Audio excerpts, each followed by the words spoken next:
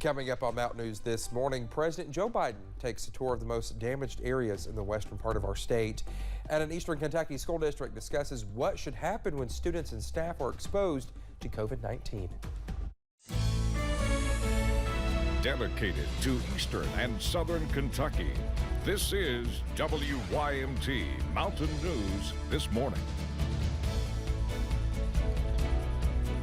All right, good morning to you at 6 o'clock on this Thursday morning. I'm Dakota Makris, and if you've happened to go outside this morning, you might have noticed it's a bit breezy.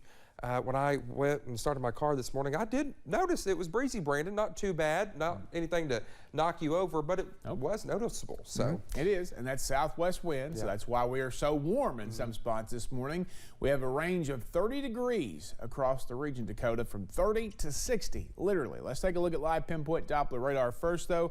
No major issues to report as you head out the door this morning. It's dry for now. And for now is the key phrase to remember there. It'll be a little bit on the soggy side at times a little bit later today. Take a look at those temperatures, and as we said, we've got a 30-degree split there. Jonesville is at 30, Irvin is at 60.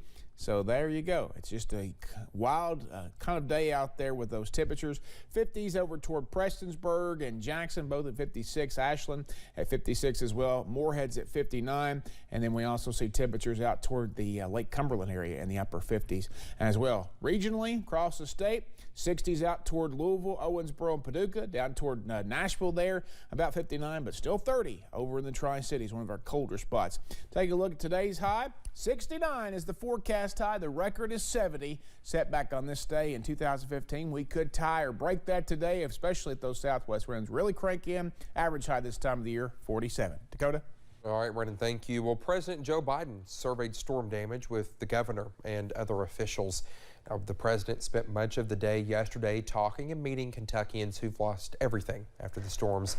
FEMA has deployed urban search and rescue teams, and the U.S. Army Corps of Engineers is assisting with debris removal, infrastructure assessment, and power restoration. 4 FEMA search and rescue teams are working here in Kentucky right now. For those without power, FEMA's already provided 61 generators. The Army Corps of Engineers has a temporary power install teams ready to assist if needed. And we provided critical supplies thus far, and a lot more to come. Well, dozens of people still remain missing, with thousands still without power. Well, First Lady Brittany Bashir commented on President Joe Biden's visit yesterday. She also tells us yesterday was the first time she had seen the destruction up close, and says she wants Western Kentuckians to know the government supports them every step of the way. What's important for the people of Western Kentucky to hear today is not only does he support them, but the federal government is going to be there to help not only with the cleanup efforts, but to help people pick up their lives. Well, she says cleanup efforts will not take months, but years. Federal disaster relief is available to those homeowners or renters impacted by the tornadoes last week. FEMA has been on the ground providing generators, food, and water, but the agency is also coordinating long-term recovery. The agency will not okay funds for losses covered by insurance, and the money is only meant for basic necessary repairs. We have around 4,500 survivors that have registered for assistance so far. We've provided around $322,000 in assistance to date. That will go up rapidly as more survivors apply and we're able to process their applications. FEMA's website reads that you should find out if you qualify within 10 days of submitting your request. One staff member at Western Kentucky University is now picking up remnants of her home. Angie Link and her husband are now homeless as a result of the catastrophic tornado. Angie shares that she could not imagine she would become homeless coming home on Friday from teaching. Angie's co-workers at WKU lent a helping hand once they heard the news. Part of the initiative initially to get her some moving supplies, packing supplies and monetary donations, and it's evolved, since now so she needs personal items and clothing items. The Links have been living at that home since 1993. They plan to rebuild. We continue to hear remarkable survivor stories in the aftermath of Saturday morning's tornadoes. Angela Cobb and her 3 adopted sons live in one of the hardest hit areas. She lost not only her home, but also her U.S. mail carrier car, which is how she provides for her family. Cobb is recalling some terrifying moments from Saturday. was walking through glass and I didn't even feel it, that I was getting glass in my feet. You could tell that the ceiling was about to cave above us, and there was water pouring in, and the room was starting to flood. So that's when we knew that we couldn't keep staying there.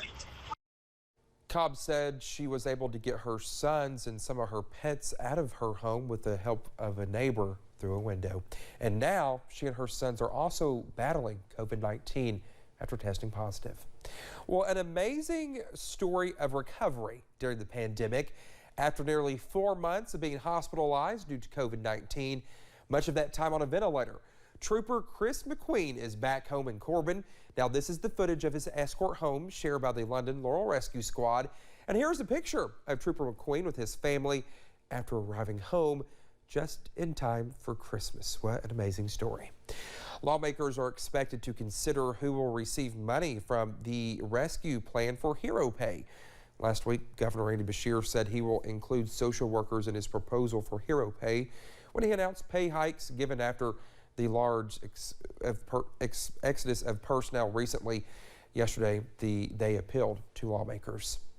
This bonus could alleviate the negative impact, as it could give the workers some incentive that they were appreciated for the work that they've done, and hopefully those that are here would not leave and we could retain them.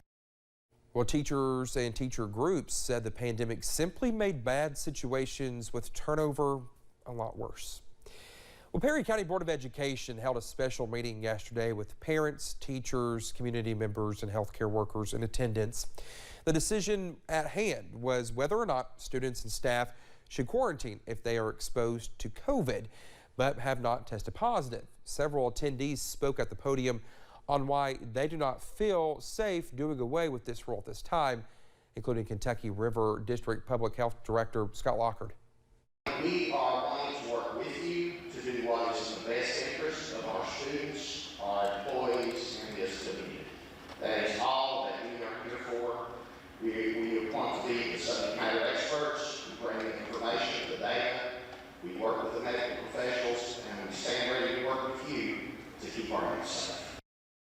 Perry County Schools made mask wearing in schools optional not long ago. It is not still determined whether they will move forward with the quarantine guidelines or not.